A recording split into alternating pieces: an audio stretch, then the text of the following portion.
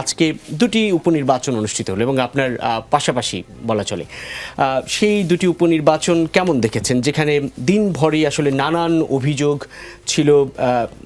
শেরপুর ৩ আসনে যিনি প্রার্থী ছিলেন জামায়াতে ইসলামীর, তিনি শেষ পর্যন্ত নির্বাচন বর্জনও করেছেন, যদিও সেই বর্জন পূর্ব পরিকল্পনা ছিল এমন দাবিও আছে বিএনপি দলীয় সংসদ সদস্য প্রার্থীর। কিন্তু তারপরেও কেমন দেখলেন আপনি সেই নির্বাচন? আসলে প্রথমত আমি আজকে যমুনা টেলিভিশনের এই অনুষ্ঠান যারা দেখছেন, যমুনা টেলিভিশনের কলাকুশলী সহ যারা দেখছেন, তাদের সকলকে আমার প্রিয় দল বিএনপির পক্ষ থেকে শুভেচ্ছা জানাচ্ছি। মূলত আজকে আমরা আসলে সারাদিন জাতীয় সংসদের অধিবেশনে ছিলাম, তারপরেও যতটুকু খোঁজ খবর আমি রেখেছি, দুটি নির্বাচনই আমাদের কাছে যে তথ্য রয়েছে তথ্য মতে সুষ্ঠু সুন্দর হয়েছে। শেরপুরের যিনি মাননীয় সংসদ সদস্য আজকে এখানে অংশগ্রহণ করার কথা, উনি জাতীয় সংসদে দাঁড়িয়েই একটি অভিযোগ করলেন যে সেইখানে নাকি আজকে নির্বাচন নিয়ে যে বিশৃঙ্খলা হয়েছে, সেইখানে নাকি বাংলাদেশ জামায়াত ইসলামের একজন মারা গিয়েছে। এই খবর শোনার পরে সাথে সাথে আমি সেইখানে আমাদের দলীয় প্রার্থী মাহমুদুর রুবেলের সাথে যোগাযোগ করেছি। উনি ঘটনাটিকে সম্পূর্ণ অসত্য বলে দাবি করেছেন এবং সেখানে আসলে বড় ধরনের কোনো ঘটনা ঘটে নাই।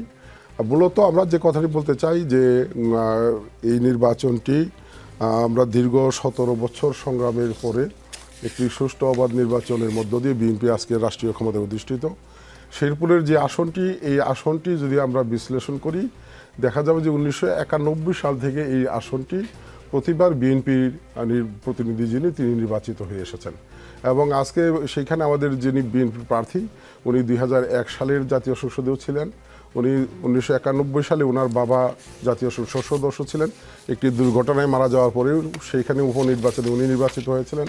1996 সালের 15 ফেব্রুয়ারি নির্বাচনে উনি নির্বাচিত হয়েছিলেন এবং সেইখানে সঙ্গত কারণে বাবার সময় যে উন্নয়ন কর্মকাণ্ড করেছেন, উনি যে উন্নয়ন কর্মকাণ্ড করেছেন, সেইখানে বিএনপি নির্বাচিত হবে, এটাই বাস্তবতা।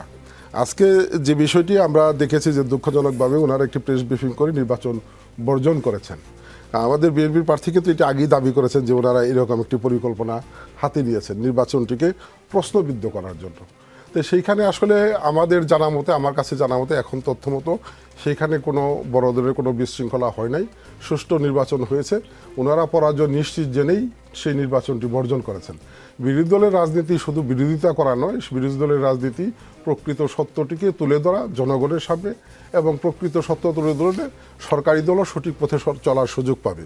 আমার কাছে মনে হয়েছে যে ওনারা নির্বাচনকে প্রশ্নবিদ্ধ করার জন্যই প্রথম থেকেই এরকম একটি পরিকল্পনা এঁটেছেন এবং সেই কারণেই তারা নির্বাচন বর্জন করেছেন।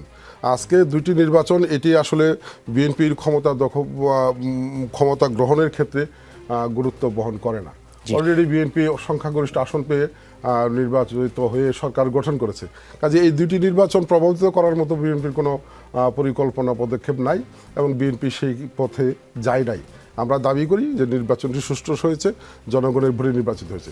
শেরপুরের আসন নিয়ে আরেকটু আমি বলতে চাই, শেরপুরের আসনটি গত যে জাতীয় নির্বাচন 12 ফেব্রুয়ারি হয়েছে, সেই নির্বাচনের আগে একটি ঘটনা সারা দেশবাসী জানে যে সেইখানে জেলা প্রশাসনের একটি অবহিতকরণ সভাকে কেন্দ্র করে জামায়াত ইসলামী সেই জায়গাগুলো দখল করে রেখেছিল। বিএনপির জন্য যে সুনির্দিষ্ট জায়গা ছিল সেইখানে তাদেরকে বসতে দেওয়া হয় নাই।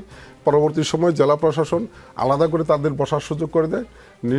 সেই অনুষ্ঠান শেষ হওয়ার পরে বাংলাদেশ জামায়াত ইসলামীর নেতৃবৃন্দ তারা মানে ইচ্ছাকৃতভাবে বিএনপির দলীয় কার্যালয়ে গিয়ে হামলা করে এবং সেই হামলাকে কেন্দ্র করে একজন আহত হয় এবং যিনি মারা গিয়েছে, প্রার্থী যিনি মারা গিয়েছে, উনি নিজে শারীরিক অসুস্থ ছিলেন এবং অসুস্থতার কারণে উনি মারা গিয়েছেন। পরবর্তী সময় যাকে প্রার্থী দেওয়া হয়েছে, আমরা যতটুকু জানি এলাকায় তার আসলে সেরকম কোনো গ্রহণযোগ্যতা নাই।